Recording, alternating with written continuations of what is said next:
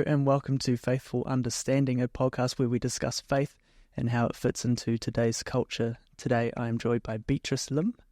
Beatrice is a Christian who owns her own small business called Nicely Sauce, where she sells a variety of flavours of sauces. You can find her sauces in many locations such as the Riverside Market and the Littleton Market, just to name a few. She also has a website, www.nicely-sauce.co.nz, and the link for that is in the description. Beatrice. Wow. What a great marketing welcoming speech. Hi, Ethan. How are you? I'm good. How are you? I'm good. So before we get into your sauces, which we'll touch on later, I kind of want to walk through your Christian journey. So tell me a little bit about that. My Christian journey. Yeah. So I've been brought up I was brought up in a Christian family, right? So went to Sunday school, went to church every Sunday, and my dad was the kind of dad who would read us devotions in the morning on the way to school while wearing his shoes, while driving. You know, he was that kind of dad. So that had a huge influence on me in my Christian journey. But I think it was only until I was maybe 15 or 16 where there was this younger guy in school. He asked me, so when did you actually become a Christian? And at that point I was like, oh, like no one has ever asked me that before. And so I think from then I kind of started to be my journey to what I felt as a Christian, how do I feel Christian, kind of began from there. And I think since young, because I was brought up in church, I was always involved in a lot of different various areas in the church. So when you get so busy doing things like that, you kind of forget, right, about your relationship with God. So that question really took me back. And I think from when I was 15 until now, I feel like there's not really like a huge wow moment where like, oh, I'm Christian, you know? It's just a constant journey with God. Follower of Christ through the many years. But I don't think there's that wow eureka moment. But I do know that our God is very real in my life, and I think that sums my Christian journey. Like, there's not a wow moment, but I am someone who knows how real God is and how He has shown up in many areas of my life. Yeah. Do you want to talk about some of those areas that He's sort of shown up for you? Yeah, definitely. I think like from the smallest things, like when you're young, I don't know if you've had this experience before, like you lose things. Like I would buy a new eraser and then I put it in a drawer and then I forget about it. Or I have something really important like a student ID card and then I forget about it. And then this is me when I was younger, like this is my thinking. And then out of nowhere, one morning I wake up and I would be like, I think it's in the drawer, and you open and it's there. And to me, as a young kid, it's like the Holy Spirit is prompting me. He knows it's there and He knows it's important to me. So I think as a young kid, that was one of the big signs where I'm like, yeah, God is with me. One of the very distinct moments, I think I was probably maybe 8 or 9, and I can't really remember, but I think it was the year that my grandpa actually passed away, and I was having a lot of dreams about death and like passing away and all that. And that's when I got really scared of death. So I was texting my older sister. I don't know if she remembers this, but she wasn't home. She was already away studying. So I texted her. I was like, hey, like what happens after death? You know, I don't remember her reply, but I do remember feeling really, really scared of death. Like really scared. I would wake up in the middle of the night crying, but I wouldn't tell my parents. Like I would just go to their room and cry. They'd be like, oh my gosh, what's wrong with you? Why are you crying? It was not until one day I sat down in my room, and because you've been brought up to pray, right? Pray through all things. Went down, sat down in my room, and I was like, God, if you're really there, can you just like tell me like what's gonna happen? You know, like what happens after death? Like, can you just give me this peace? And like 8-year-old me, right? I was just desperate, like so tired of feeling fear. And that's when I really felt a huge sense of peace and relief over me.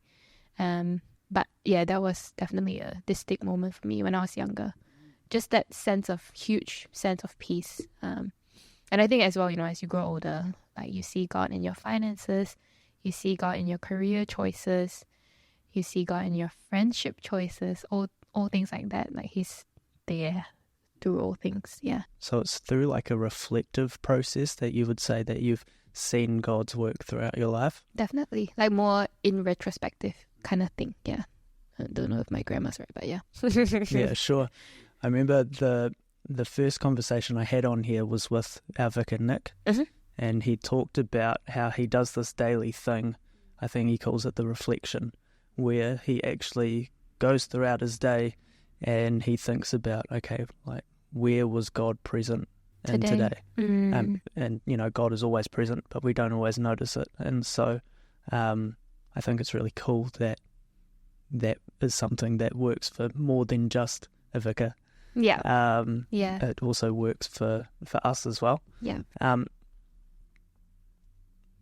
What does it mean for you to be a Christian? So, like, dive a little bit deeper into these. I have a feeling that feelings is a big part of it for you. But explain a little bit more about what does it actually mean for you, like, to believe in God? That's a tough question. That's not on the question list that you sent me. But a great question. But I think I met a friend, Cindy, the other day, and I kind of touched on it roughly. I think it's a question that I've been asking myself quite a lot this year. Like, what does it actually mean to be a Christian? Like, am I just someone who serves in church or on a Sunday? Am I someone who just loves worship music? Or am I just someone who wants to see people get saved? Like, those are all the things that I'm really, really passionate about, right? I love serving in church. I love to spread the word of God, and to have all the characteristics of to be Christ-like.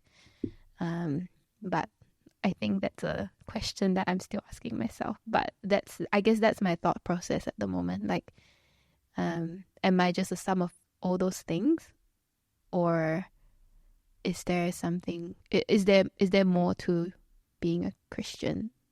Like, I know being a Christian is to be a follower of Christ, right? But what does it truly mean to be a follower of Christ? What is your life supposed to look like? I think in our modern age, it's so difficult to do that because we have a 9-to-5 job, and like we've been taught that even in your 9-to-5 job, you can reflect your life as a Christian. But is there more to that? As a follower of Christ, are there other things that I should be doing? I don't know. I think those are things that I'm still kind of thinking about. Yeah. I think for me, the way I like to think about it is I'd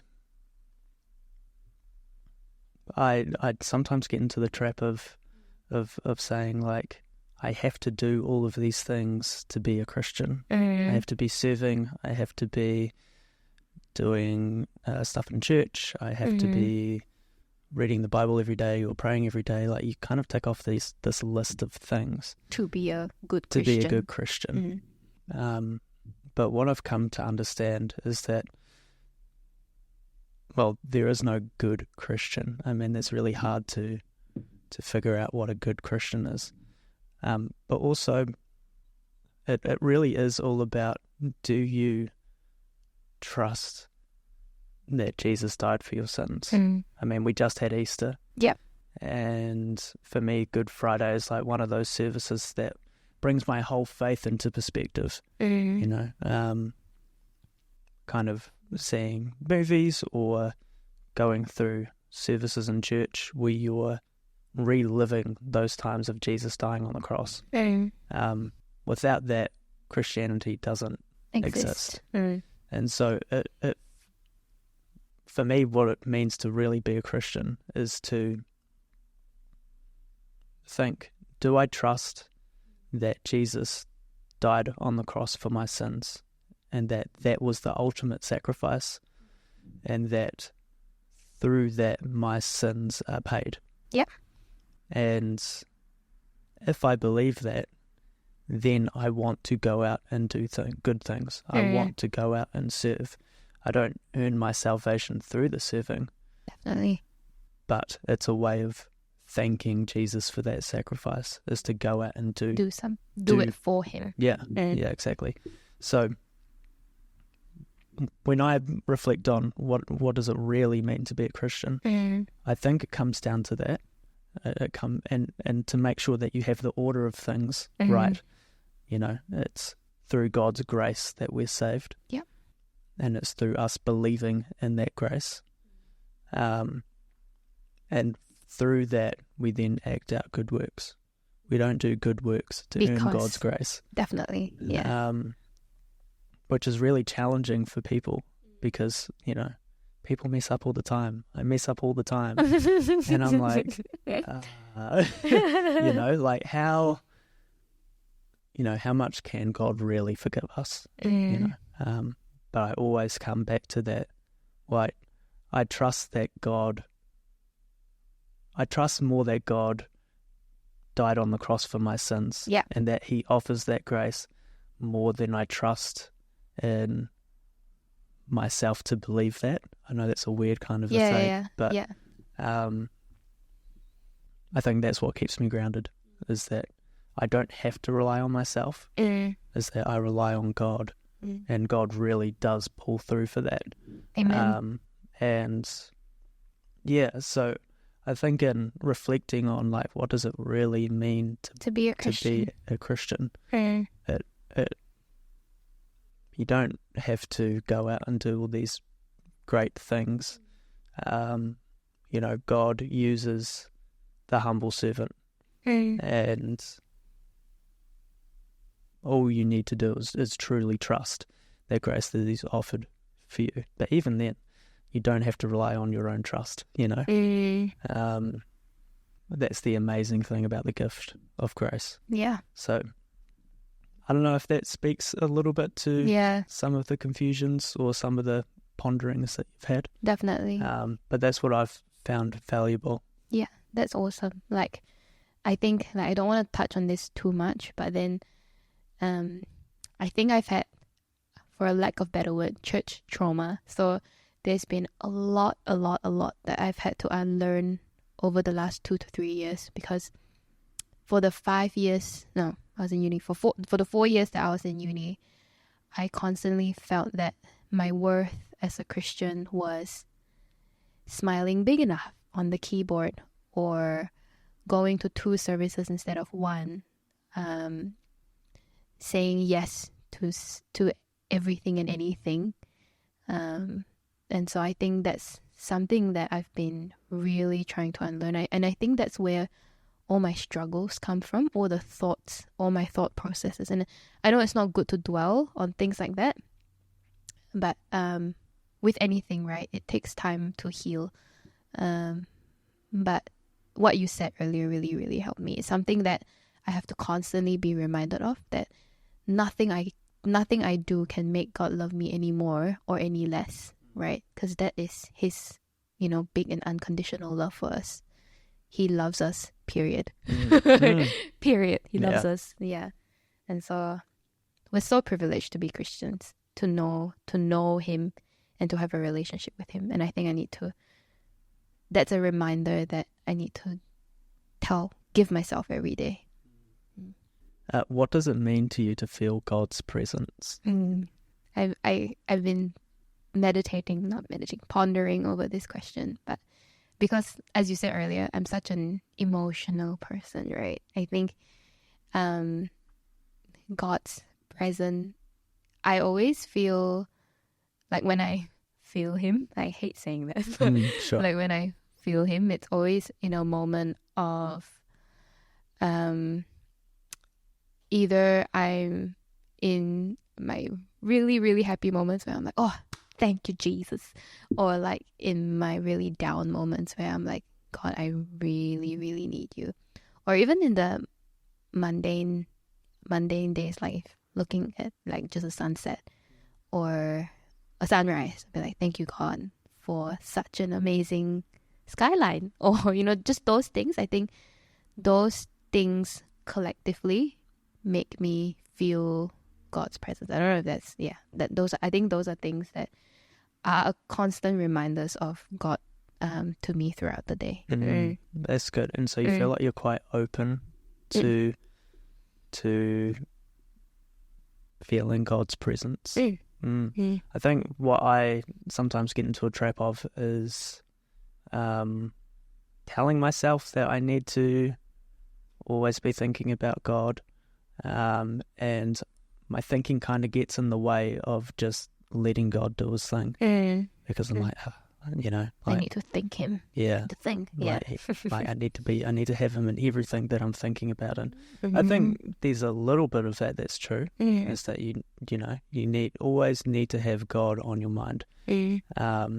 But if I'm looking at a sunset or something like that, sometimes it's good for me to go, that's right, God makes these things and it's really great. But sometimes it's sort of like I'm looking at the sunset, I don't really feel anything, and like knowledge-wise, I know that God makes the sunset, it's very pretty and stuff like that. But like, I don't know, it almost feels like I'm trying so hard to feel a God moment that I kind of get in the way of feeling a God moment, if that makes sense. Yeah, but I think God's presence, like, because I say I'm such an emotional person, so it's so easy for me to feel things, but I don't think that if you don't feel anything, it doesn't mean that God isn't there. So even if you don't feel anything, you even being able to acknowledge that you don't feel anything but know that God is there, then I think you're in the right mindset. I think that's where like faith comes into it as well. So like, I think it's really, I don't want to say easy, but I'm going to use the word easy. It's easier to be like, yep, God is present when you feel that presence. And I think where faith comes into it is when you go through something or you experience something and you don't feel God. And you're kind of like, oh, dang. Yeah, what's going on here, And I remember when I was younger, talking about church trauma, when I was younger, I used to go to like church, kind of youth thing, and the style of worship was very like American influenced, and so everything was very emotions based. And the way the music was orchestrated and all sorts of stuff all came down to providing these moments in the worship.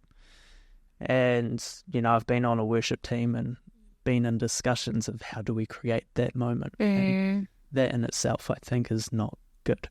Amen to that. Big amen to that. You're not trying to create a God moment for people, Yeah.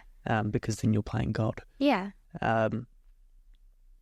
But yeah, just in there I found myself, I would look around at all these people in the middle of worship and they'd be crying, they'd be on their knees, they'd be dancing around, and I'm standing there and I'm like, man, I don't feel any of this. I don't feel any of what they're feeling. And I tried and I prayed and I was like, man, God, if I could just feel this, I know I make mistakes, but please don't, hide your presence from me.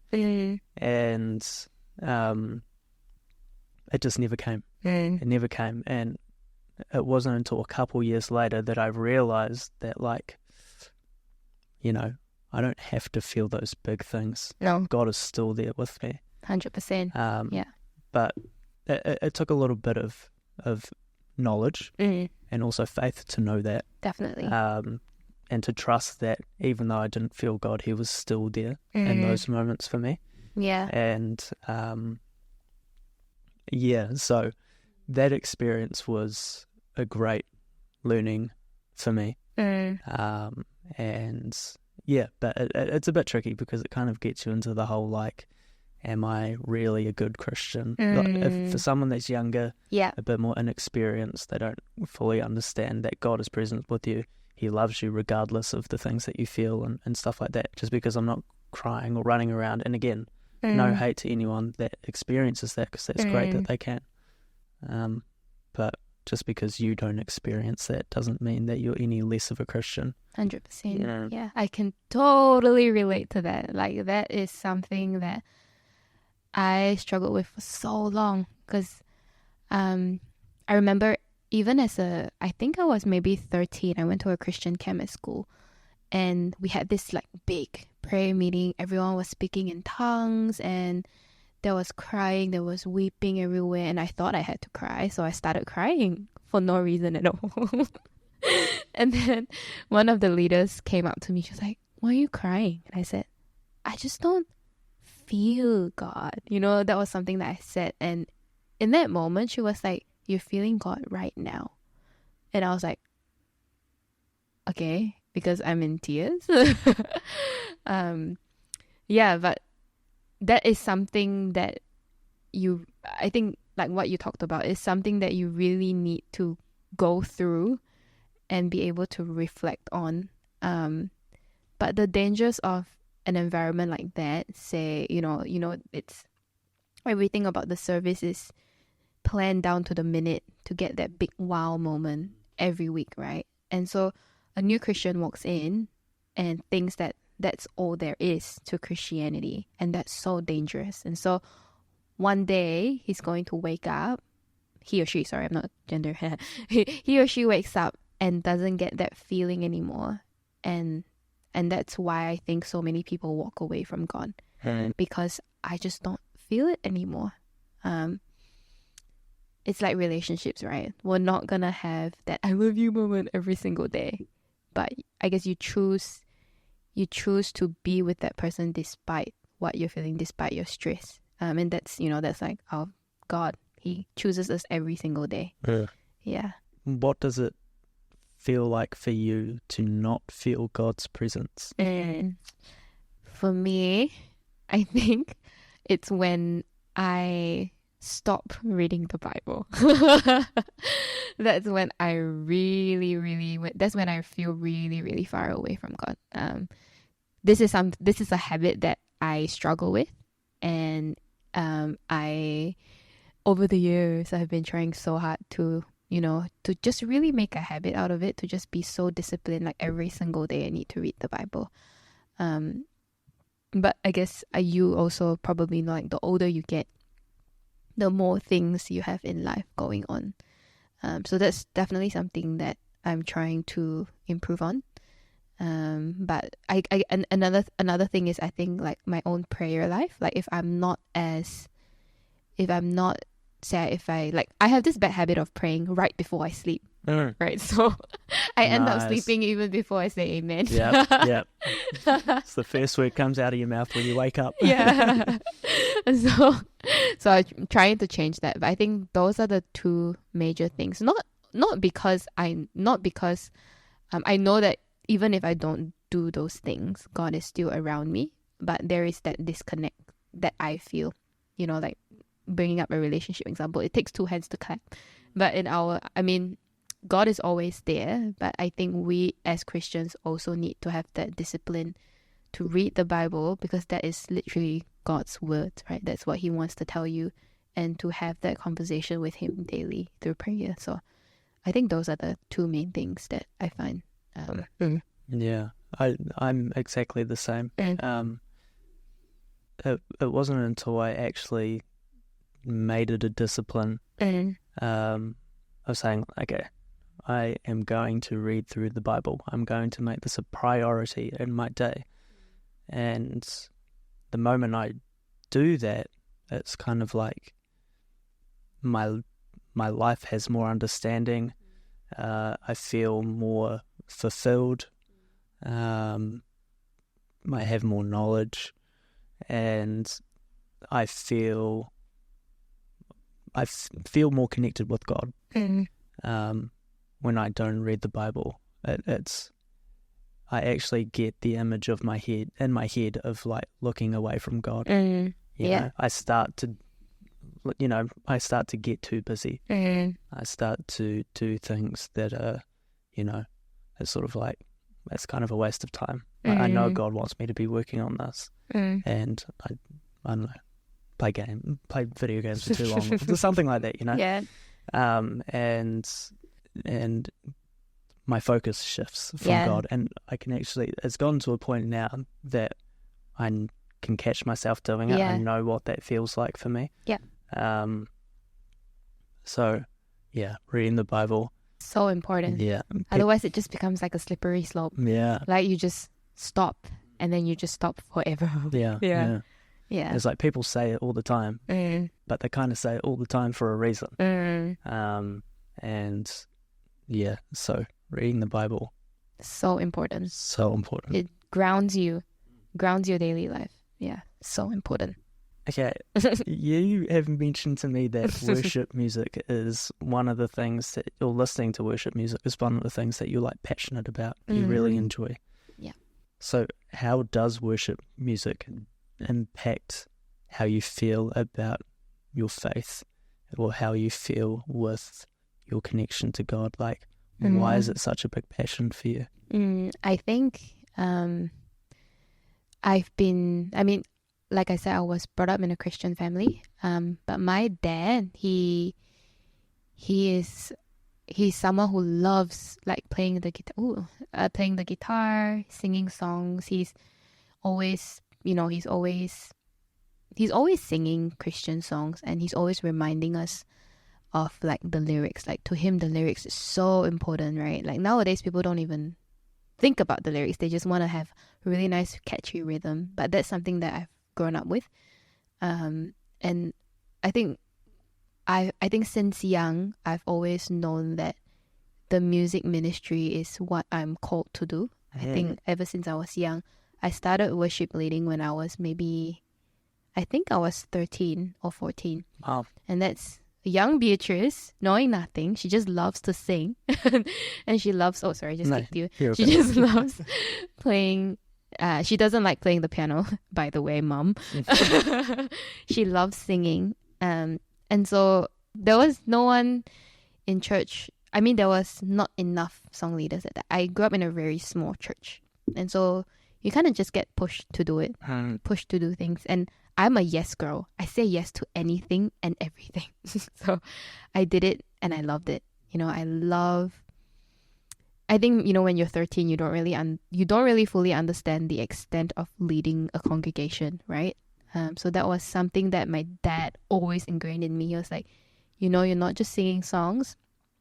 It is a message. The songs that you choose, it is a message. So I think from then on, like, just worship music has always been a huge part of my life. I always feel very emotional listening to worship music. As a feeling person, I always feel very emotional. Just reading the lyrics, listening to the songs, and I love reading comments on YouTube videos. Do you read them? I just love them. Not really. Sorry, I just love, like, I watch like a live concert or like live worship video, and like read the comments, and I'm like, yes, like I love it. I just love how music can impact so many people's lives, like to some people it's just a song, but to someone it may be really speaking into their lives. And I've had that so many times. I'd be upset, crying in the car on the way home or on the way to work, and God just speaks to you through a random song in your playlist, and you're like, yeah, man, God, you know how I feel, you are there. And it is always the right song. It is always the right song that takes you back, brings you back. Yeah. So, yeah, worship music has always been such a huge part of my life. Yeah. So, yeah. Yeah. So, there's something about music that I have like a theory about why people enjoy music so much. I think people are constantly looking for like it's kind of like they get satisfaction out of the potential of something coming into reality. And so when you look at music, it is, well, it's a sensory thing. It's but it's a sensory thing where the potential of all the different notes that could be played and all the different chords and all those layers of things, that potential turns into something that's completed, and that brings us satisfaction, through listening and stuff like that. So do you find that with music, it's the reason why it speaks to you so much is because it's this combination of the right words with the right sound, and those kind of layer together, and they speak to a certain emotion that you're kind of going through? Like, it's almost like just the layering of all these different potentials coming together as one. It brings you, I don't want to say happiness, maybe joy is a better word. And that joy that comes through music when it's, the right words and they're meaningful, and it's the right music. It's not too complicated, it's not too basic, it's just right, And so all these different layerings of things coming together and being just right brings you this joy that really pulls you up out of this thing. And so do you think that's like God influenced? Yes, I think, definitely to a certain extent. Like, you can't, I don't think, I don't believe in coincidences. So I think just to be able to hear that song at that right moment, I think it's God's touch. Yeah, so definitely. And I think it's not even just in like tough moments where I listen to worship music, right? Always listening to worship music. It is always the lyrics. It is always the lyrics that draws me back. Like, now that I am older, I realize that, when you're young, you love like Hillsong music or like Planet Shakers, or like, now it's like elevation worship and all that. When I was younger, I used to be drawn a lot more to that kind of music just because it's hip, it's trending, and it's so catchy. But now that I'm older, I realize that whenever I'm going through something, or I'm just thinking about God in general, I start to resort a lot more to the old hymns that I used to hear as a young child. Like, like just this week alone, it's been a tough week for me. But yesterday, God just reminded me so clearly, this song popped up to me. It was like, it's your blood that cleanses me. It's your blood that gives me life. And I was just reminded of how much God loves me, and how he died for me on the cross. And that eventually led to this other song that he reminded me of, and it's the I surrender all, surrender all. Yeah, so it's, so yes, to an extent, it's like the layers of everything, right? The right music, the right key, the right singer, the right voice, the right lyrics. But to another, but it's not, I think it's not just that. Yeah, it's not just that. Like, to me, it's God being there, God's presence, God speaking to you, and also the lyrics. It doesn't have to be such a complicated, doesn't have to be a complicated rhythm, I guess. Yeah, it doesn't have to be that catchy rhythm. I think, to me, God just catches me in all these different moments with any song, really. And it doesn't have to be me listening to it. It can just be me reminiscing or suddenly thinking of a song that I haven't heard in a long, long time. Yeah, like those two songs I haven't heard in like 3 years, I think. Yeah, right. Yeah, so I think that really, like, that's why worship is such a huge part of my life. I kind of want to dive a little bit deeper on your experience playing the keyboard that you slightly mentioned before. What went on there? I auditioned to be part of the worship team, and like, now thinking about it, I was like, whoa, you had to audition to be part of the worship team. But I don't know, maybe I think there's no right or wrong to things like that. They probably just valued, I don't know, that's the word, the excellence quite a bit. Still today, I am very hyper vigilant around that word as a Christian, like, yes, we want to be excellent for God, but okay, sorry, we're not going to touch on that. Sure. But anyways, I auditioned to be part of the worship team, and because I knew how to play the keys, and I wanted to sing as well. So I auditioned singing and playing keys at the same time. So I thought I was going to be part of like the vocals team, but they were like, hey, we're really short on people on the keys. Can you join the keys? And like I said, I'm a yes girl. So I was like, yeah, sure. I'm gonna do that. And so I ended up playing like not really keys, but like synthesizer. Okay. And on top of that, I was doing the, those like more like those faster music. I don't like to call it praise music, but more like faster, like. And you have those beats in the back that's like, like those kind of tunes. I would be in charge of that, right, as well. Like you have to click like play, and then because we all use in-ear monitors on stage as well, right. So I was in charge of every song. There was this click that goes on in your ear, so you have to make sure that the click is right, otherwise the whole band will be out of sync. Yes, I was in charge of that. And I was also in charge of playing the synth at the same time, while also having to jump on stage and look like I was having a great time. I mean, of course I was having a great time, right? I was serving God, but I think it got to a point where we would have these discussions after worship, after the whole service, and they would be like, oh, hey, like Beatrice, you weren't smiling wide enough, like you weren't jumping high enough. Your body language just didn't seem like, like it just wasn't enough for them. And so I was told like, yeah, you need to work on your stage presence, go home, practice in front of the mirror, practice like doing that on the keyboard, like sway with the keyboard. What?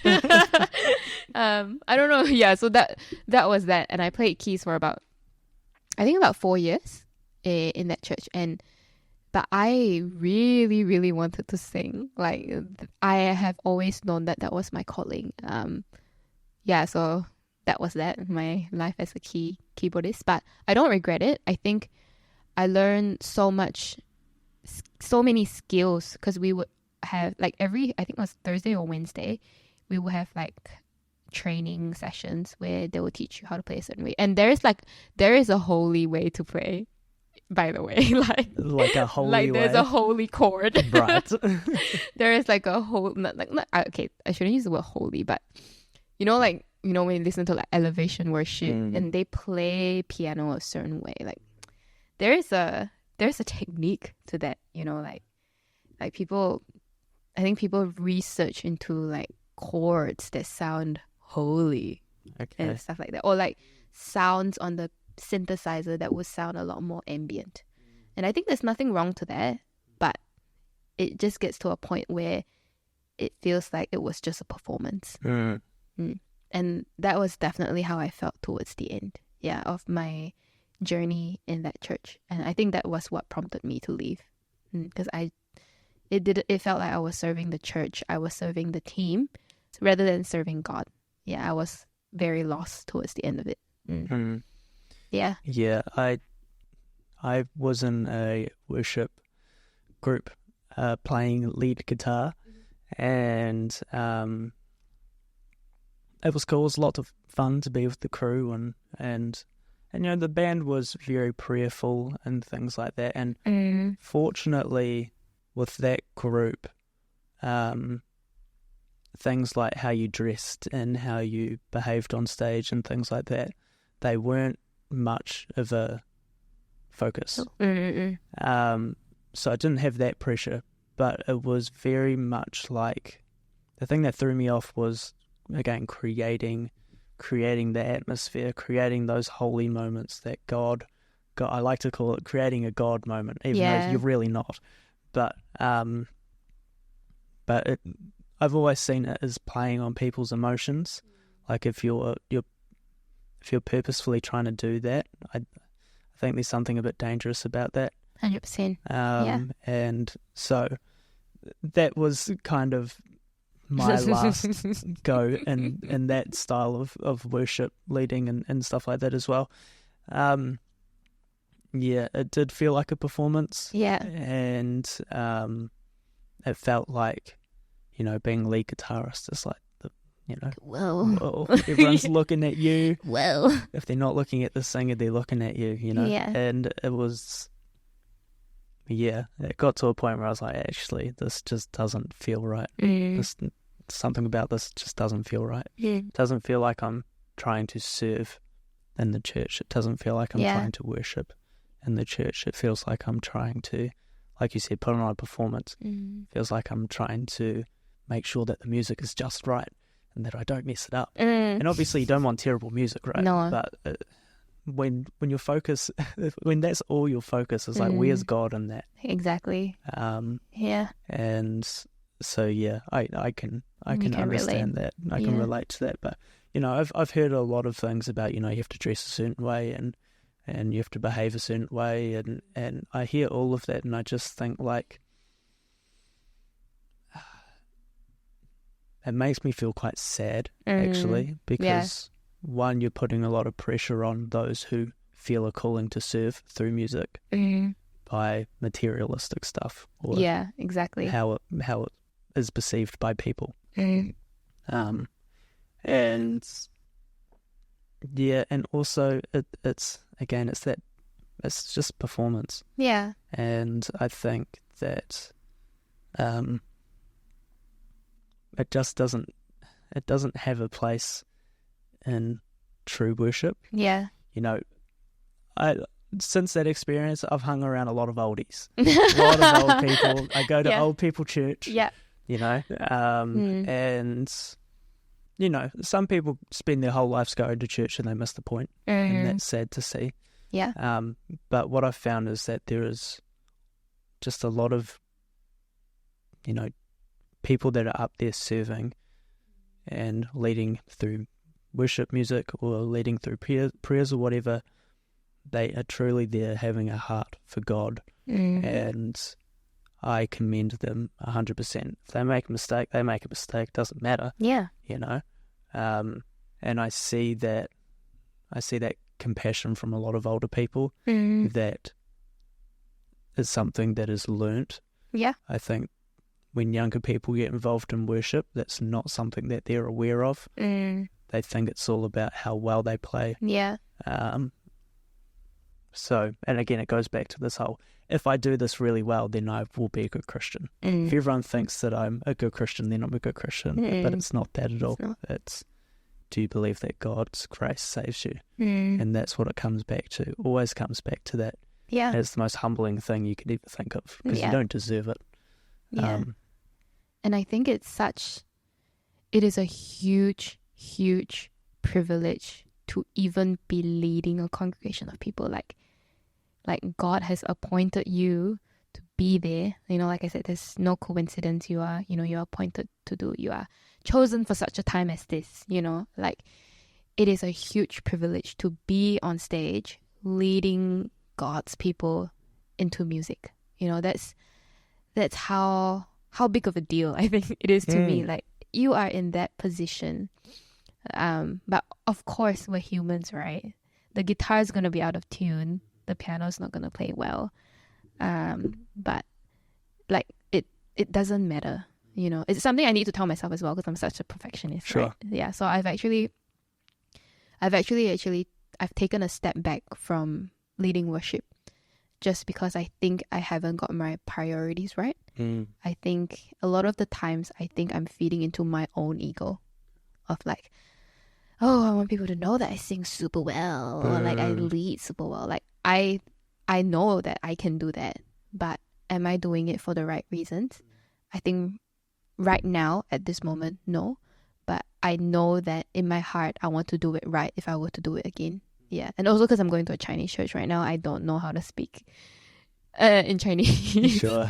And I don't really have, you know, a vocabulary of Chinese music in my head. So that's also another reason why I've taken a step back. But now taking a step back after so many months, I have really realized, you know, it is a huge privilege to be on the stage, leading people into worship. You know, it is like almost like the first thing in the service, right? You pray, and then there's music, and then you get into the sermon. So worship prepares you for the rest of the service, and it is a huge to me, I think it's a huge responsibility, and you need to have your heart set right before you actually step on there, say the words you want to say, and lead people into music. Like even the song choices that you made for that day, are they in alignment with what the pastor is going to teach that day? Is that what God wants you to tell the congregation through your music, through the songs that you're choosing? So yeah, it's become quite a big deal for me in my head now. Sure. Yeah, so I'm trying to get all that right. But of course, you're never going to be 100% ready, right? But I know that taking a step back can be a good thing sometimes. It just gives you a bit of time to reevaluate everything.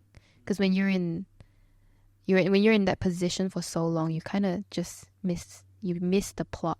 You just forget. You're just like, yeah, I'm singing because am I singing because I'm good at it, because I have the skills, or am I singing because I want to honor God and because I want to create that space of preparation for the rest of the service? Do you think part of your hesitation is because you haven't had a lot of experience in a church where you have that knowledge of like, this is what worship's about, but you're also with a group of people that have that knowledge and that's why they're doing it? Do you think maybe some of your hesitations is around just a lack of experience in a group of people that are serving just for God and not for themselves? Yes, 100%. Your environment is a lot, like your environment plays a huge part in your Christian journey, right? So you have to be, you have to constantly be surrounded by a good community of Christians. And when I was younger in my, when I was back home in Malaysia, that thought was definitely there because my dad would always remind me of that. But now you're a big girl in a different country. Yeah. And I think my first few years, you get so sucked into the glitz and the glamour of being on stage. You get all the stage lights, and we're like, ooh, you're a synthesizer, you're on stage, you're doing all that. You get sucked in. And then I think that's where I learned excellence. But that's also where I learned that, hey, it's not a performance. Before we continue, I just want to take this opportunity to talk to you about our online prayer ministry. When I'm going through a hard time or people I know are struggling, I always turn to prayer, whether that be my own personal prayer or asking someone else to pray over me. Philippians 4 says that through prayer we are to let all of our troubles known and that we will receive the peace of God. We have a prayer team standing by who are ready to help you in your prayer journey. In the description below this video, we have a link to our prayer request form, which you can fill out, which tells our team what you need prayer for. As prayer is a very personal experience, we keep all of this highly confidential, which means your prayer is only shared between you, the prayer team, and God. So if you need prayer, I highly encourage you, click the link in the description and fill out your prayer request form today. I kind of do some of the worship stuff at our church, and I think even me, it's a bit tricky now because we're in a bit of a transition period where we've started this new service. We're trying more contemporary feeling music that our musicians just haven't played before. And so for me, a big part of it is like, is the melody something people can sing? A congregation that knows nothing about it, can they sing it? Yeah. And musicians who have never played it before, can they play it? Yeah. Those things have kind of been at the front of my mind before the lyrics. And I would like to say that I could get to a point where, and us as a congregation and a music team could get to a point where we can start thinking more about the words and more about the lyrics, because I think you're right, that's kind of the most important part of it all. Yeah. And so that's a challenge. It's an ongoing journey. Yeah, it's an ongoing journey. Like, because the lyrics itself is the message, right? Yeah, so it is a journey. You guys will get there. And I think it's especially difficult with contemporary music, because I don't know, but throughout the years as a worship leader, you kind of like, I want it to sound exactly like it does on that video. If not, then it's not right. We kind of fall into patterns like that. Like, like this sounds too acoustic, or this doesn't sound like the music video, and we tend to get quite frustrated when that happens. But I think we always have to pull ourselves back. Like, I think it's a very hard balance. It's a very hard balance to try and be the best that you can in a worship team, but to also remember that it doesn't need to be perfect and it doesn't need to be like excellent. But at the same time, you don't want to like just do it. Yeah, you don't want to not care. You don't want to about not care about it, but you also don't want to be like, oh, it needs to be here, right? So I think it's a very hard, I don't know, for me personally, I think it's a very hard thing to balance. So, and that's also why I've taken a step back. Because I think I get really like annoyed.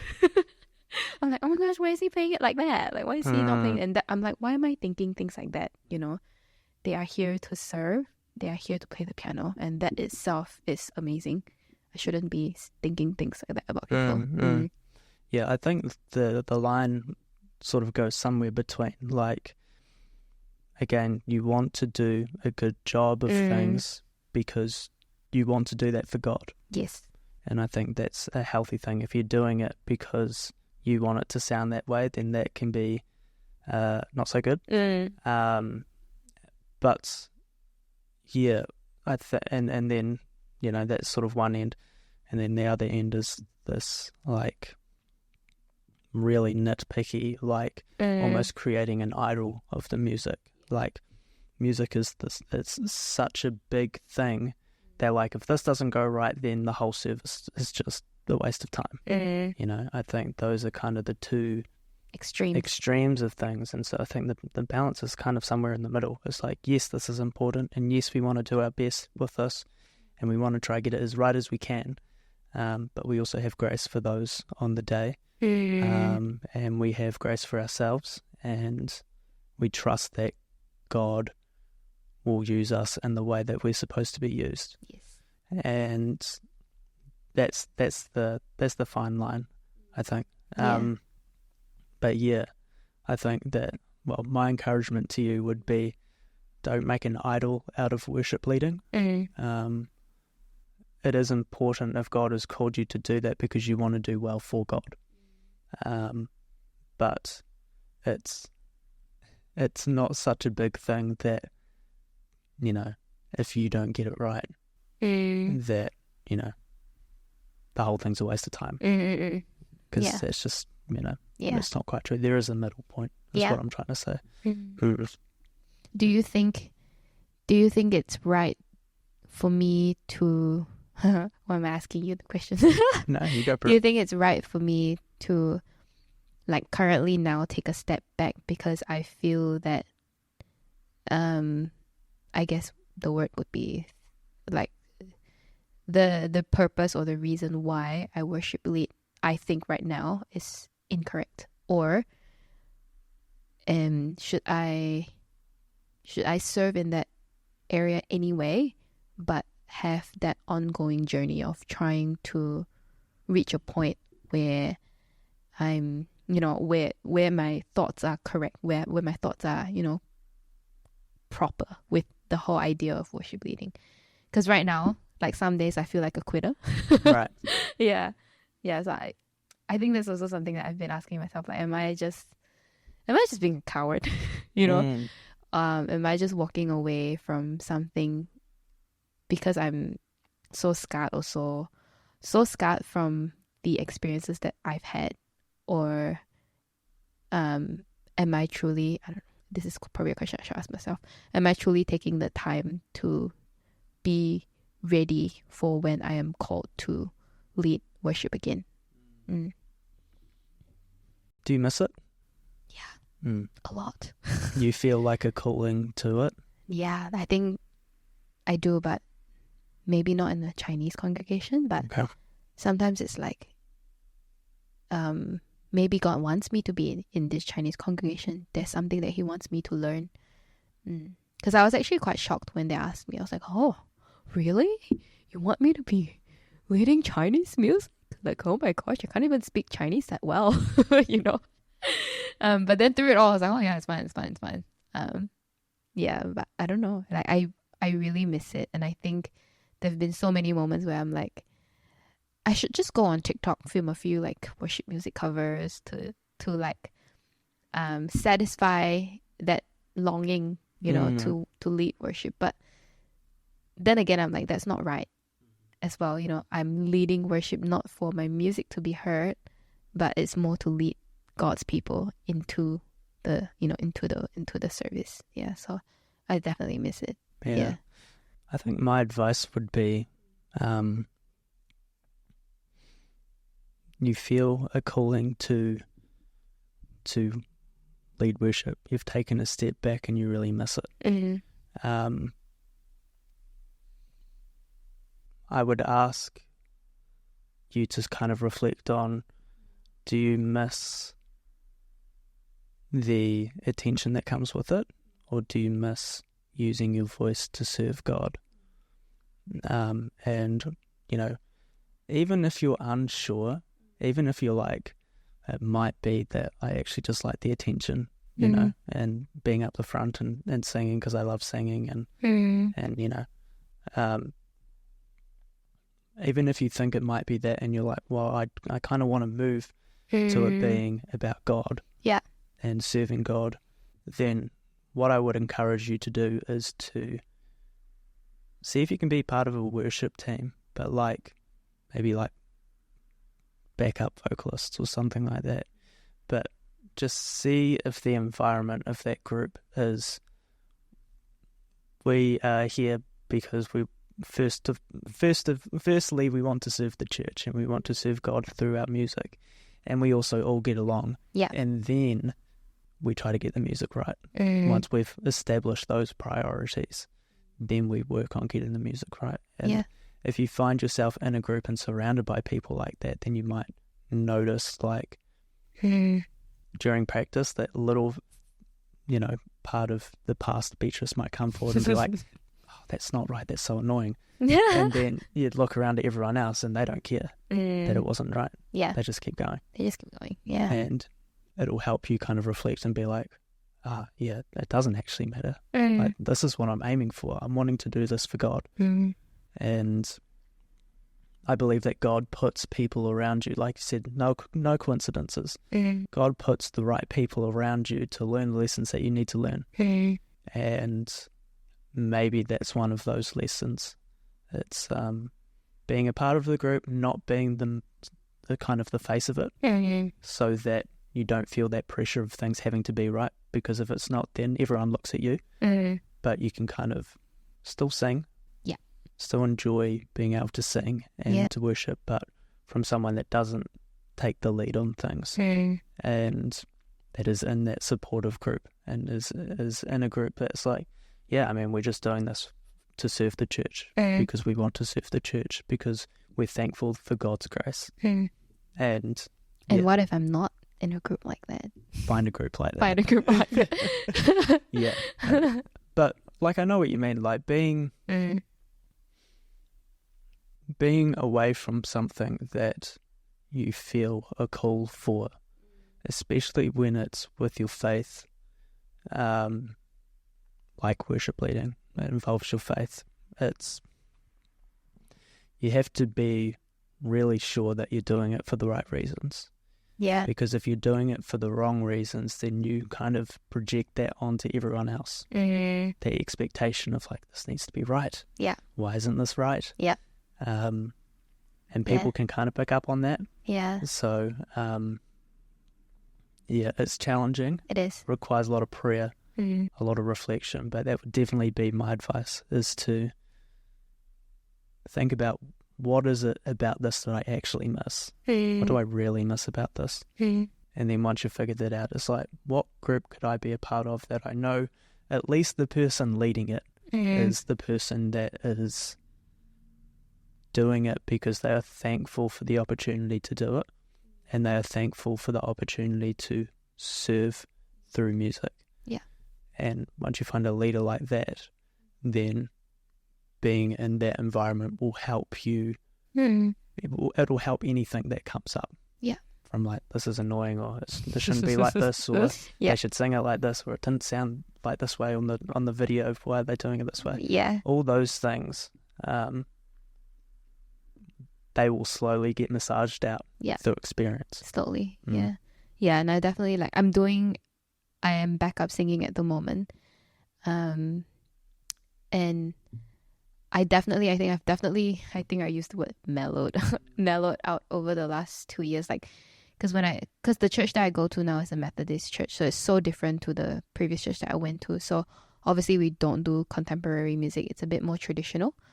And when we do songs like Hosanna or like, all those more contemporary music, I'm like, at the start I would be like, oh my gosh, why is he singing it like this, or why is she singing it like that? Like, she's just doing it wrong. She's not doing justice to the music. I would think things like that, and then I would be like, hold on, like, where are these thoughts coming from, right? Like, that's not right. And that's also one of the reasons that I've tapped out, because even as a backup singer, I was kind of like, I would tell the lead singer, like, hey, like, the drum's too fast, or the bass guitar doesn't sound right. I would, even when I wasn't even in as the leader, that dominant side of me would just take charge, and I would just be like, it's not right, like, that's not right.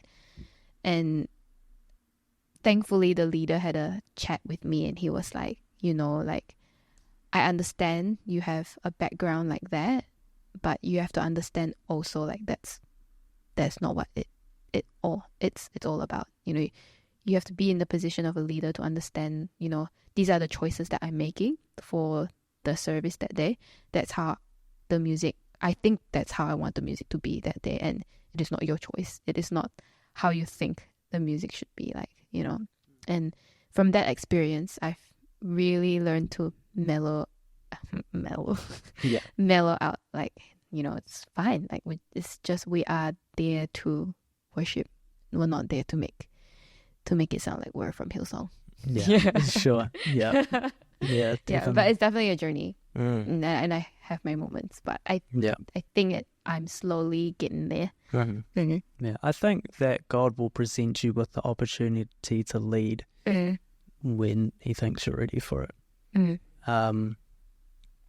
And then any hesitations and anxieties and worries, that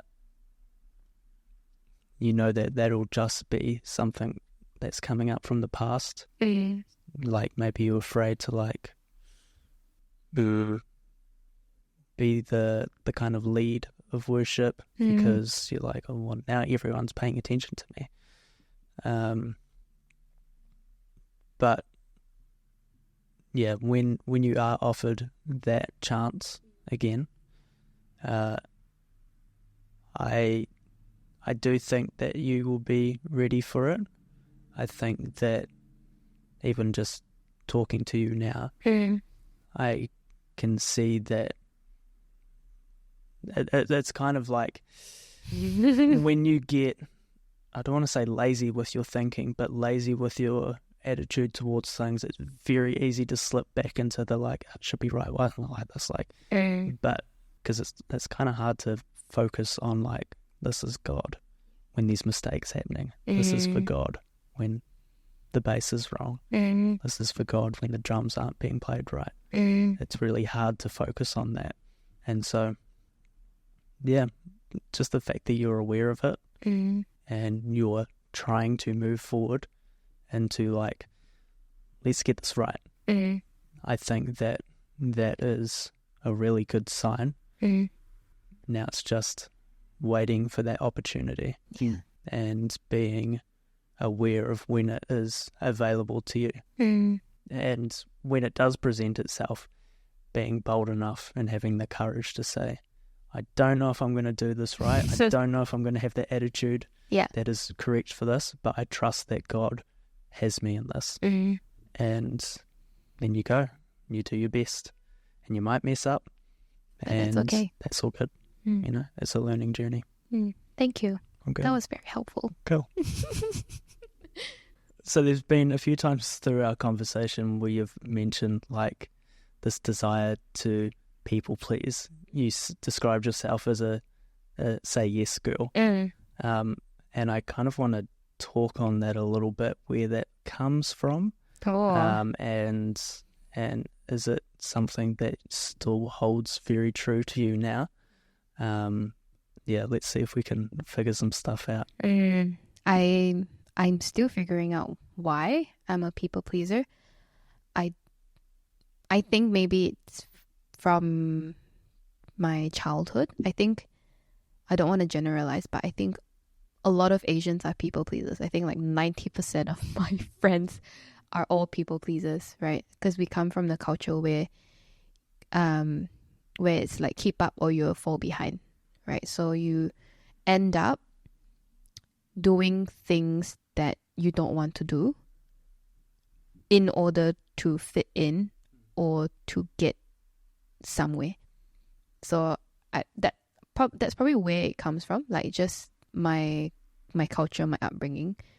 My parents are not like super strict on grades, but I've always had that pressure to do well because my sisters are so smart. Right. They're too smart. They don't study and they get like straight A's and stuff. So I've always had that pressure on myself. I think my parents, they do, but they don't put pressure on me. Mm-hmm. Like they would say, oh, just try your best, but then when you don't get the grades, they're like, oh, like, are you, what's the word? It's okay that you didn't get the A, but like, are you still in the average? Like, are you still like everyone else? You know what I mean? So there's that constant pressure of that, and that constant pressure to be this person, that person, and that person. Because, in high school, you're in that environment where there's a lot of, when I was in high school, a lot of my friends were like really good in their studies, really popular on like Instagram, maybe really good at sports, head prefect, it has lots of friends. And as a child, you see all of that. I mean, for me, like as a child, I see all of that and I really want that as well. I'm like, I want to be all those things. And so you do all these things to try and keep up and try and get there. And I think that's where my people pleasing personality comes from. And I think since I was young, I've always wanted people to like me. I don't think that, like, I think I've grown up in a community or in an environment where I was never really disliked. A lot of the people like me, and that sounds really arrogant, but I think I have quite an easygoing personality. I'm an open book. Like when you meet me, right? Sure. Yeah, when you meet me, you meet me. So that's something that I've grown up with. But then that's high school, right? And high school is high school, and you have your beautiful years there, and you come out into the real life, and you're like, "Whoa, society's not like that. Not everyone's gonna like you," and that, in turn, I think fueled my people-pleasing personality even more. Because I'm like, what's wrong? Like, why doesn't this person like me? Like, what do I need to do to make them like me, right? So I think that fueled me even more as a uni student in her, when I was in my early 20s, 18 or 19, trying to figure this whole life thing out, this whole friendship thing out. And I'm thrown into a foreign country where I'm, everything is new. You need to make new friends. You meet a new culture. Everything is new. And so that fueled that personality even more because I just really wanted to be liked. It was difficult to not be liked because I grew up in an environment where I was always liked. I was always looked up upon. But now that I'm 25, I've slowly realized that not everyone, you're just not going to get along with everyone. Not like get along, but everyone's frequency is different. We are all made out of weird, beautiful, different personalities. And sometimes it's not about what you do, right? You're just not gonna be friends, and it's okay, I think that's the story of me being a people pleaser. And that translates into a lot of things that I do. Like even in church, I want to know that people like the way that I speak. People like the way that I lead music. People like I do slides as well. People, like that I'm doing this properly. Like I do a lot of things to please people. So yeah, that's something that takes years and years and years to get out of. But the thing that I constantly remind myself is what people think don't matter. Don't look at people, look at God. And that's something my dad tells me over and over and over and over again. It's like, stop looking at people, look at Jesus. He's the only person that matters. And he's not gonna, nothing you're gonna do is gonna, like what I said, doesn't make him love you more or love you less. Something I caught in that is that, do you think this striving for, when we were talking about worship music, things being excellent, things being really good, is this, do you think what feels part of your people pleasing is this need for things to be excellent, for things to be perfect? So like you said, your parents didn't put a huge amount of pressure on you for like grades and stuff like that, but it was enough pressure to be like, oh, I need to do things well. And I'm looking at the people around me and they seem like they're doing life really well. And so I need to strive for something that's excellent. Things need to be excellent. And people aren't going to be pleased unless I do something that is excellent, unless I do something that is perfect. That's going to amaze them. That's going to wow them. Yes, definitely. Yeah. So, yeah, it's a personality trait that I hate. Yeah, I mean, a part of it is good, right? Because it helps you to do better. And I think maybe, I guess you become a bit more considerate about people's feelings. But when you get so consumed by it, yeah, it's not healthy at all. So for me, I could be described as like a people pleaser as well. And definitely in the past had this striving for things are got to be good. Things are got to be perfect. Like I've got to nail this or else like everyone's going to think it sucks. And where that came from for me was is me avoiding conflict. And the reason why I tried to avoid conflict is because when I was about 13, my parents split. And so for me, watching that and witnessing that, I saw conflict and I saw the things that resulted from that conflict, the people that were hurt, and just the ripple effects of that whole situation. And at a very young age, 13's pretty young. Very young. I more or less decided that I would do everything in my power to make sure that other people don't go through that suffering from conflict, from things happening like that. So part of my people pleasing came from, if I say yes to this, then it means one less thing that person has to worry about. And so they're not feeling as stressed. They're not feeling that conflict. And if they're not feeling that conflict, then bad things can't happen because of that, because I've said yes. Right.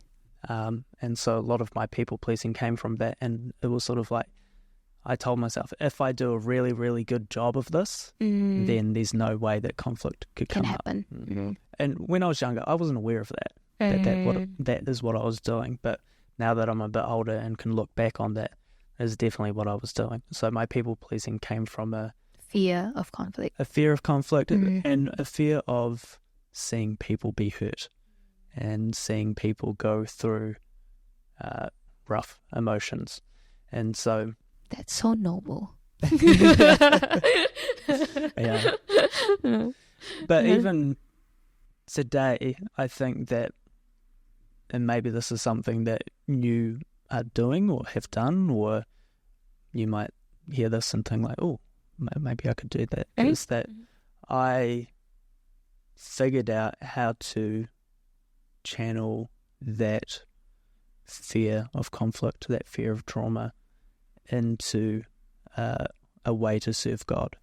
So I really enjoy deep conversations with people, and I really enjoy trying to help people figure things out for themselves, to come to answers to their problems and things like that. I can definitely see that in you. Right. And, it definitely comes from that seeing conflict, trying to, when I'm 13, 14, trying to say the right things to save my parents' divorce, and,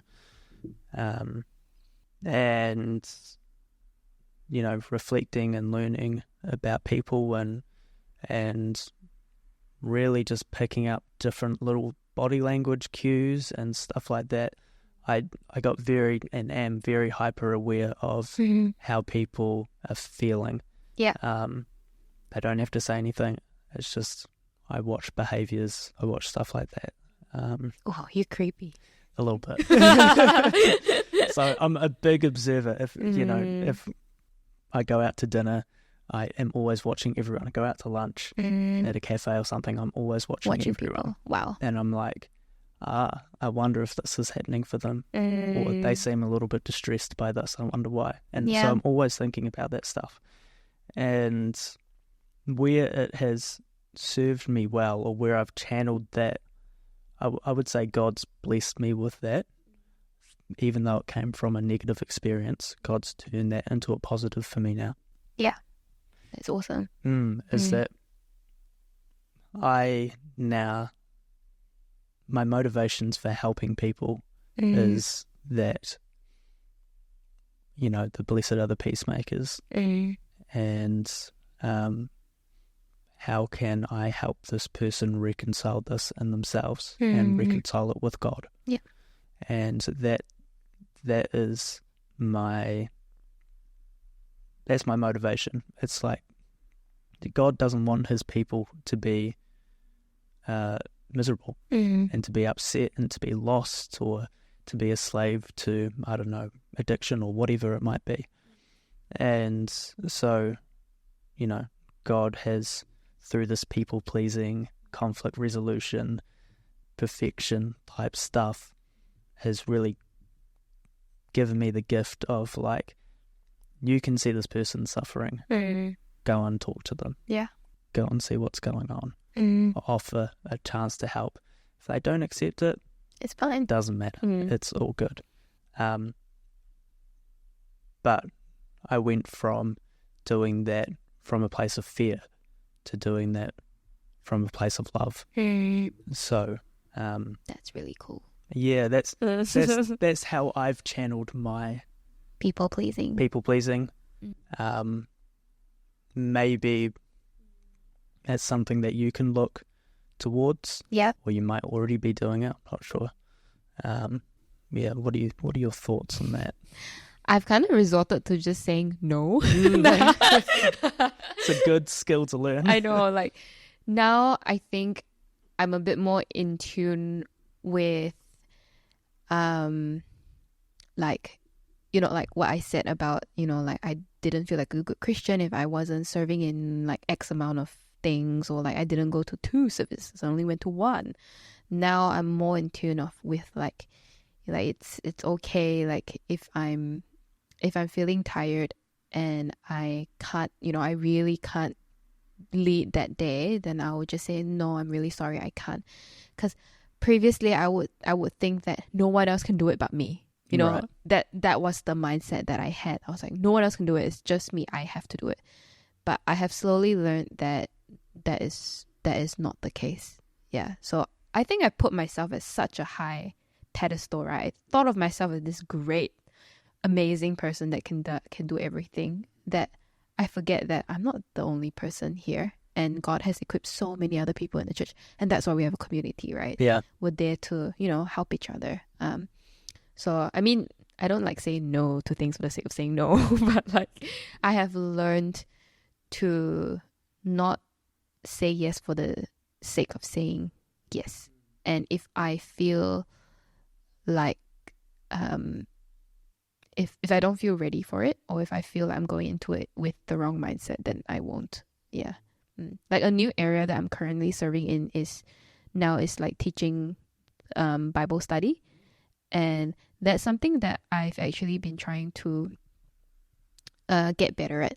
Because in my uni years, I was a life group leader and all that. But I always felt like I was the blind teaching the blind. Like, I always felt like I didn't know enough. And I actually feel really sorry to all those people that I've led throughout the years, because now thinking back, I'm like, what was she even saying? Right. You know, like, I think I was there to just do my job as a life group leader. I didn't, I wasn't like, I had no, I don't even think I had that much Bible knowledge. So now, this Bible study thing that I'm doing, we have like training. So I know that I'm not just teaching things out of my own mind, but it is something that has been guided. So initially it was scary, but I think now that I've said yes to it, I think it's something that God really wants me to do, and it's something that I've grown to really enjoy. At first I was just like, oh, okay, like, I'll do it, like, there's no one else that can do it. But then now I'm like, hey, no, like, I'm actually really enjoying this, and I'm very happy that I took a leap of faith, even though I was actually really nervous about it. And so you don't feel like that same striving for excellence, or that I need to make sure that people really enjoy this kind of thing. It's like, I have knowledge, and I want to share it. Yeah. And now I don't feel. At first I would be like, oh, what if I say the wrong things, or like, what if people find me really boring? Always trying to find ways to make myself. I'm always trying to find ways to make myself more likable, and I think that's my coping mechanism, right? With all of this, like, I try and crack a joke.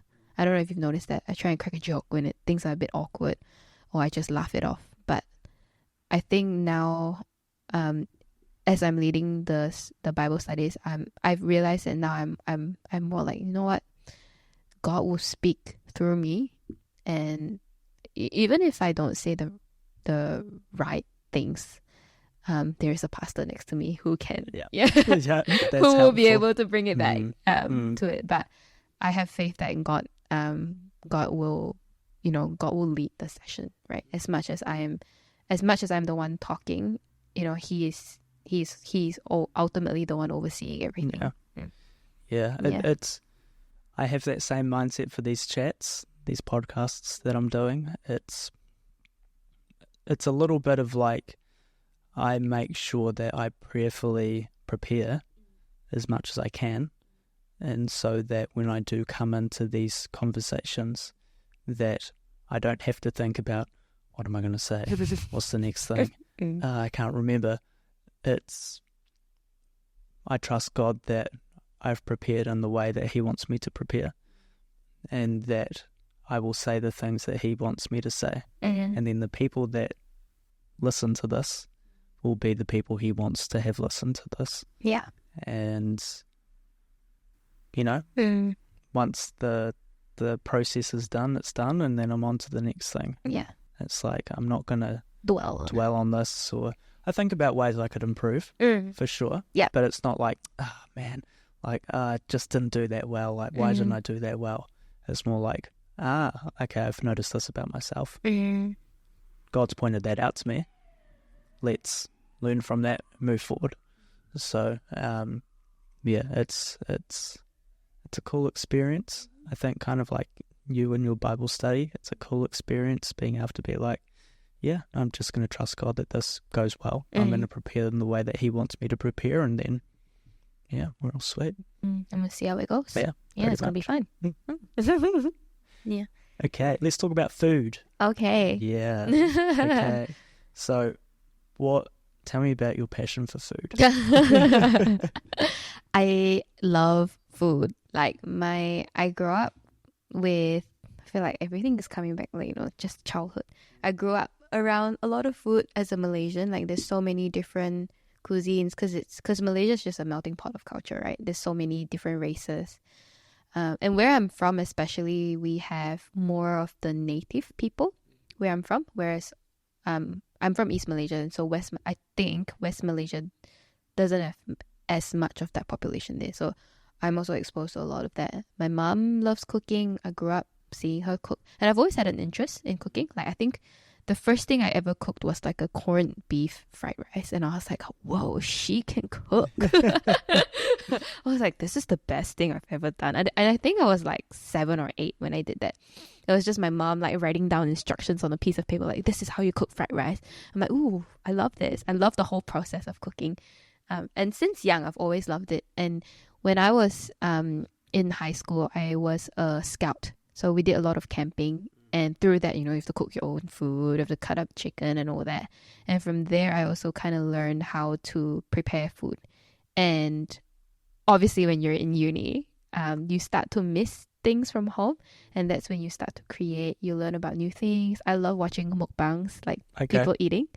And I love watching like how to make things. I feel like an auntie, like an old grandma in front of the TV. Like, ooh, how do you make like pasta, or how do you make this the proper traditional way? Like, those are shows that my grandma or my mom would watch, and when I was younger I would also be like, oh.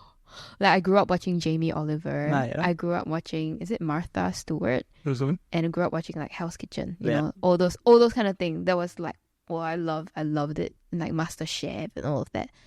So I love food. Like, I just love, and I think I like the process of preparing food rather, I mean, of course, if it tastes good, yeah, great, but I really like the process of preparing food. It's, for me, I think it's a love language. So if I cook for you, you are my friend.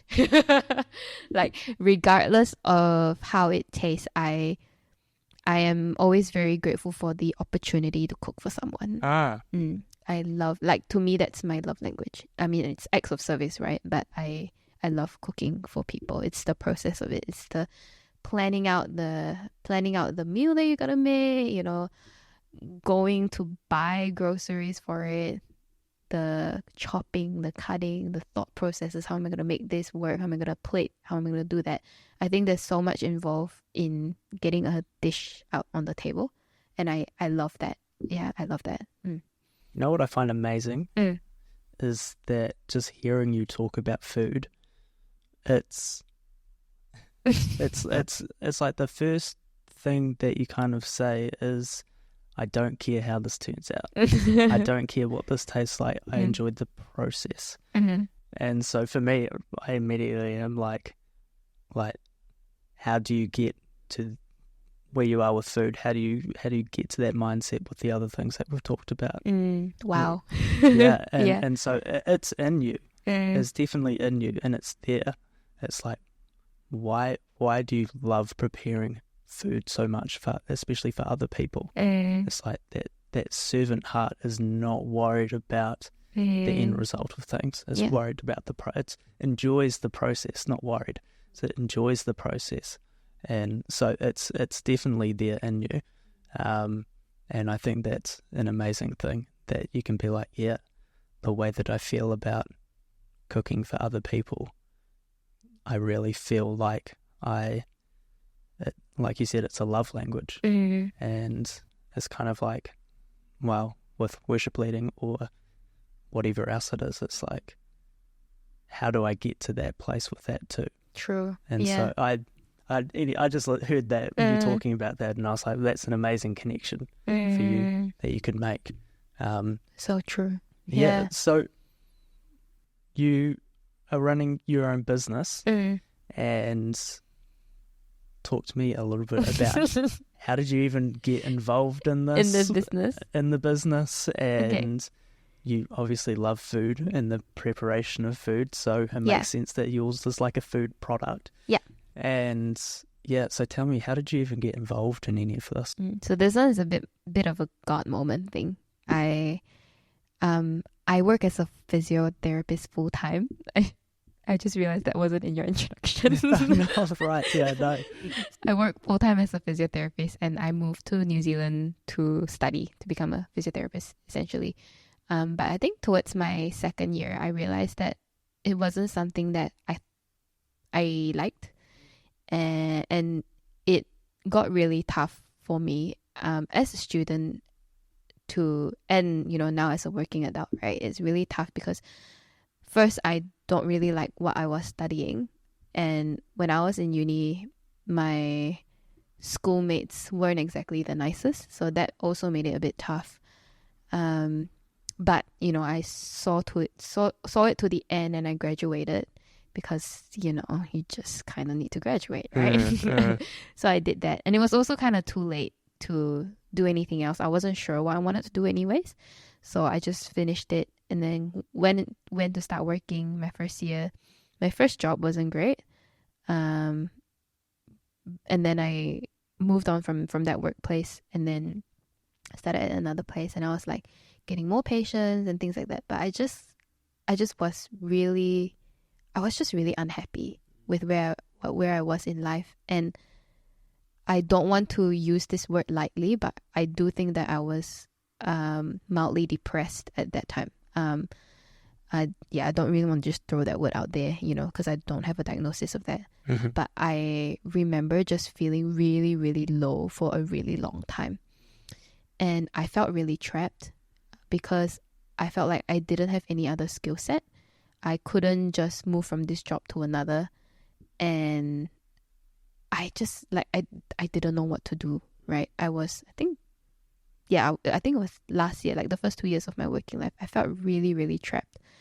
And it started to really affect my mood, my relationship with the people around me. And I was, just constantly this sad, moody girl. And it wasn't who I wanted to be at all. I didn't like that version of myself. And so obviously I would pray about it. My dad will always encourage me to ask for guidance from God and all that. Ask God, what does He want to do with your life? And I remember I was showering. That's when the most serious prayers happen. Yeah. I was taking a shower and then I just told God, I was like, God, I am so sick of this. If anyone can get me out of this, it's you. I don't know how else I can get out of this. I feel really, really stuck, but I really hate what's going on right now. And then so the next day, I suddenly thought about this garlic aioli that I had purchased from the Littleton Farmers Market, I think about a year ago, from when I had the thought of wanting the garlic aioli, you know what I mean? And then I went to search up the aioli. I mean, it's not a brand that is in supermarkets or anything, but I just remembered just really wanting to eat that again. And I saw that she was selling it on Instagram, and then I was like, that sounds interesting. And then I DM'd her. We had a few conversations. It wasn't the most smooth process, the whole business handing over thing. I mean, because I'm also new to this, I've never bought a business before, nor have I been in a business before. So there was a lot I needed to learn. I didn't know you needed a lawyer to do all that, so there was so much involved. And it was a huge risk because obviously at 25, what money do I have? Physios don't earn a lot, by the way. So it was a huge risk, but I think throughout it all, I always felt like it was the right thing to do. I always felt at peace about it, regardless of all that had happened from wanting to buy the business to eventually purchasing the business. So it had always felt right. And yeah, that's how I took the business over. So how are you feeling now with it? Good. I mean, there are trials and tribulations for sure. But it is something that I'm still passionate about. But at the moment, it's just really hard. There've been I just had a big food show. Was it last weekend or 2 weekends ago? 2 weekends ago, and just leading up to that event, there were so many things that went wrong. So I'm now in the process of, I think, just recovering from that and just to come out stronger and find a way to problem solve. Because the thing I find out I've learned about owning a business is all you're doing is literally problem solving. Right. To be a business owner, you are constantly problem solving. Yeah, and it's a lot. It's a lot because I'm the physical labor. I make all the sources. I am the marketing person. I am the social media person. I'm the finance person. I'm everything at the moment. So it's quite tough, but I cling on to the moment that I had with God whilst in my deepest, darkest moments when I was, depressed and all that. So I cling on to that and keep going. Yeah. Even though it's really tough at the moment, but should be all right. Yeah. Yeah, I mean, Yeah. if you know, if you do something that's really, really busy and really, really full on, and especially when things don't go right, it's like you're gonna need some time to recover from that. Yes. It doesn't matter how passionate you are about it. Mm. You need some time to recover because it's just a lot of mental stress and drains you mentally, and so physically. yeah, and so you're just exhausted by Yeah. the end of it. Mm. And so I think it's understandable that, you know, you've had this big food show. Yeah. And some things didn't go well, and that was stressful, and it was full on. And it's not like you're only doing the food stuff. You are still physio. Yes. Yeah. So 4 days a week. so you're doing this on top of your physio stuff as well. So it's like, yeah, your workload's pretty Yeah. full on. Thanks for saying that, because like I took because I usually do farmers markets on the Saturdays, and I took last Saturday off. And then there's this small voice in my mind just like, oh my gosh, you're so lazy. Like, why did you take that off? But then now I'm like, no, you know, like stop torturing yourself. You know, you need rest in order to go further. Yeah, definitely. There's this thing I read in a book. It's this it's almost like this pendulum, and it swings between like work and then rest. And so you have to do this. Yeah. And you know, it's in order to do our next big things, we need to be rested and recovered for that, right? So give yourself some grace. Thank you. It's okay to have a rest. Yes, thank you. Yeah. Cool. Yeah. So do you have any final comments about anything we've talked about? Do you want to talk a wee bit about your business? Thank you for having me here today, Ethan. It is such a... I just think it's really cool that you actually want me to be on your podcast. Of course.